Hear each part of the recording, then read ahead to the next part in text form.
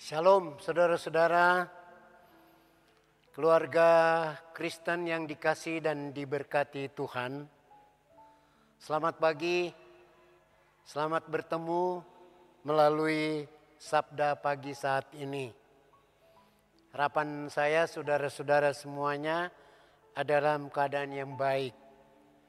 Saudaraku, mengawali aktivitas kita di hari ini, mari kita awali dengan membaca firman Tuhan untuk menjadi landasan atau dasar kehidupan kita dalam beraktivitas di hari ini. Mari kita mohon pertolongan Tuhan di dalam doa. Kita berdoa. Ya Tuhan Allah Bapa di sorga, kami bersyukur kepada pertolongan dan kasih pemeliharaanmu, penyertaanmu bagi kami. Sehingga sampai saat ini kami masih menjalani kehidupan. Tuhan, kami akan membaca firman-Mu. Mohon kepadamu agar semua yang mendengar dan semua yang bisa mengikuti sabda pagi ini, Tuhan Yesus akan memberkati. Kami mohon pertolongan Roh Kudus-Mu agar firman yang akan kami baca menjadi pelita pada langkah kami dan sulu pada jalan kami. Amin. Saudara-saudara, kita akan membaca firman Tuhan. Saya ambil dari Matius 27 ayat 28 sampai dengan ayat 30. Sekali lagi, Matius 27 ayat 28 sampai dengan ayat 30. Demikian firman Tuhan. Mereka menanggalkan pakaiannya dan mengenakan jubah ungu kepadanya.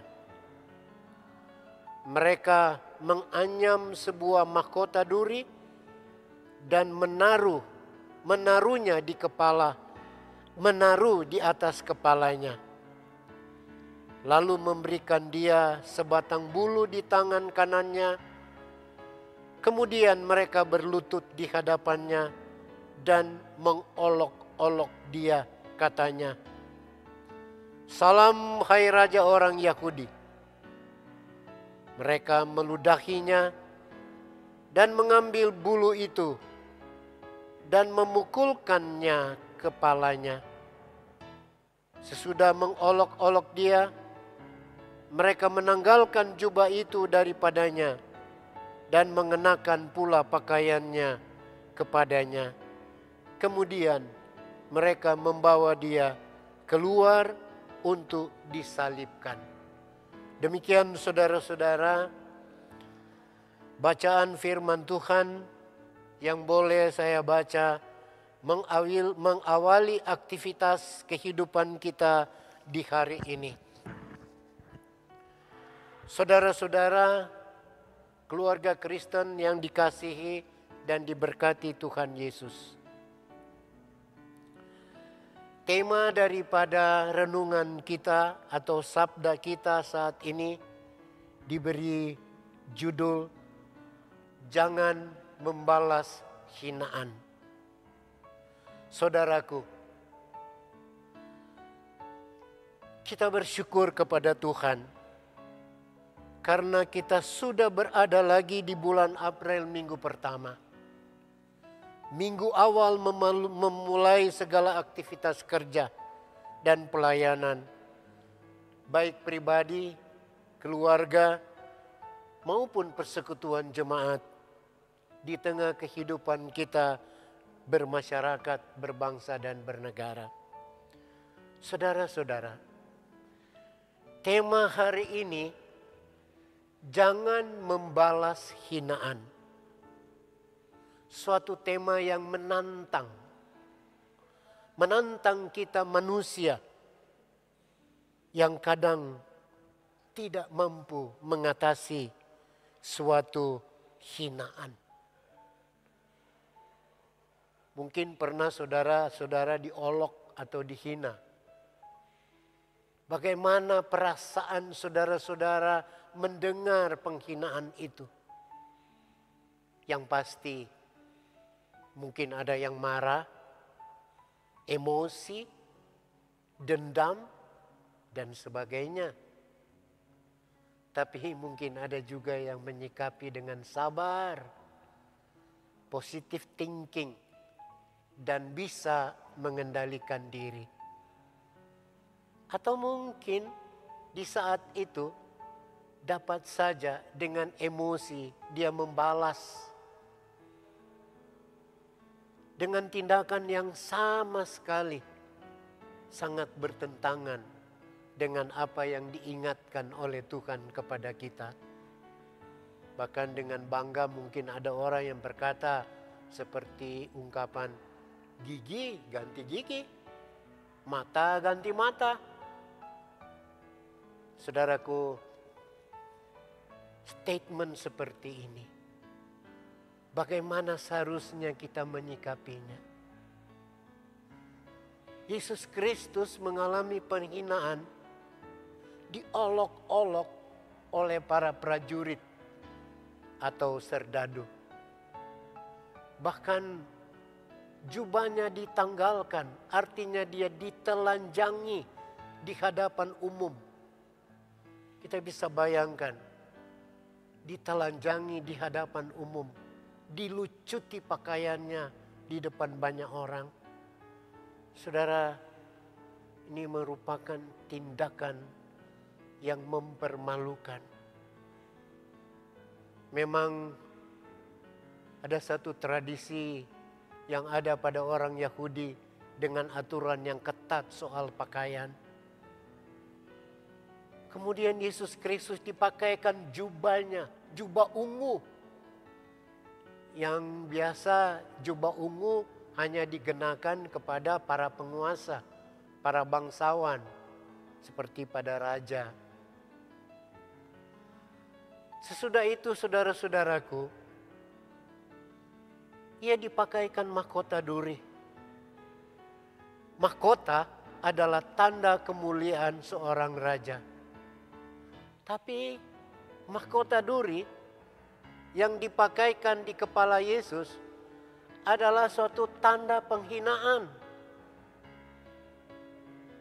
Saudara, betapa sakitnya ketika mahkota duri tertancap di kepala Tuhan kita Yesus Kristus. Ada juga lambang, sebatang bulu ditaruh di tangan kanan, seakan-akan tongkat kerajaan. Sesudah semuanya itu mereka lakukan, mereka berlutut seolah-olah menyembah dia sebagai raja. Mereka berkata, "Salam hai raja orang Yahudi." Dan sangat miris, sesudah itu mereka meludahinya dan memukul kepalanya. Saudara-saudara jemaat yang dikasihi Tuhan, coba kita membayangkan keadaan yang dialami Yesus Kristus. Sungguh sangatlah menyakitkan dan menyedihkan. Penghinaan yang bertubi-tubi, siksaan jasmani dan batin dialaminya. Tapi apa yang kita lihat sebagai profil Tuhan kita yang luar biasa, yang memberi contoh dan teladan kepada kita, yaitu Kristus sabar dan tabah menjalaninya. Saudara, Yesus Kristus tidak melawan atau memberontak, padahal dapat saja ia melawan dan membalas karena ia maha kuasa. Namun saudara-saudaraku, disinilah inti untuk kita memahami misinya adalah misi yang menyelamatkan manusia. Walaupun ia menanggung sengsara, yang harus dilaluinya. Keluarga Kristen yang dikasihi dan diberkati Tuhan Yesus. Kita kini ada di era global, digitalisasi, di mana media sosial menyiapkan sarana dan prasarana yang luar biasa seperti WhatsApp, Facebook, Instagram, dan lain sebagainya. Saudara, seringkali di satu sisi alat-alat ini sangat berguna dan sangat positif. Tapi di sisi yang lain, bila kita salah gunakan, justru itu menjadi sarana alat yang dapat membuli, menghina, mencela sesama kita. Mereka menggunakan kata-kata yang tidak sopan, kasar, menyakitkan, yang pada akhirnya menimbulkan perselisihan, permusuhan, bahkan tindakan kejahatan. Saudaraku, mengingat dan membayangkan penderitaan Kristus, sesungguhnya orang harus benar-benar melihat dan menjalaninya dalam kehidupannya.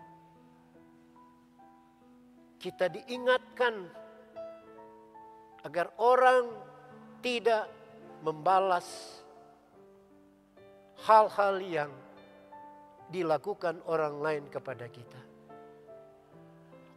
Sebagai keluarga Kristen, kita juga diingatkan agar dalam hidup bermasyarakat, dalam hidup bersekutu, dalam hidup berjemaat, di tengah keluarga, kita harus menyampaikan hal-hal yang baik dan benar.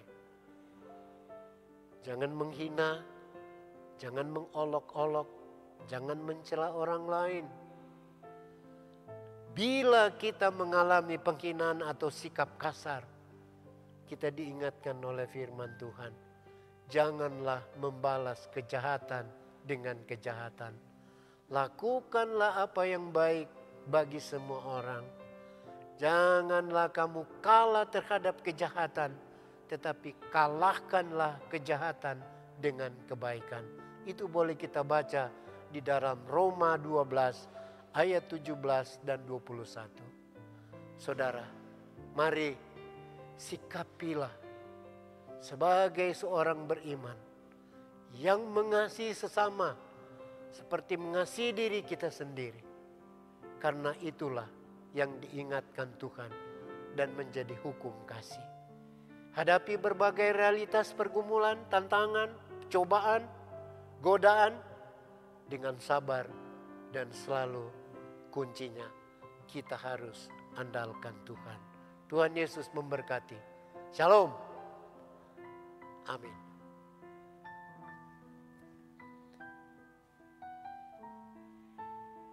Kita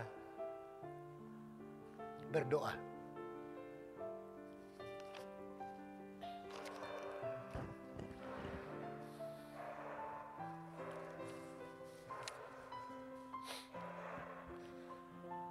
Ya Tuhan, sering kami mengalami kenyataan pahit dalam hidup ini. Mengalami hinaan dan juga sering diperlakukan dengan tidak baik oleh sesama kami. Tuhan, sebagaimana Engkau telah mengalaminya, Engkau mengajari kami. Karena itu mampukan kami menghadapi tantangan-tantangan hidup ini. Terima kasih Tuhan, kami berdoa.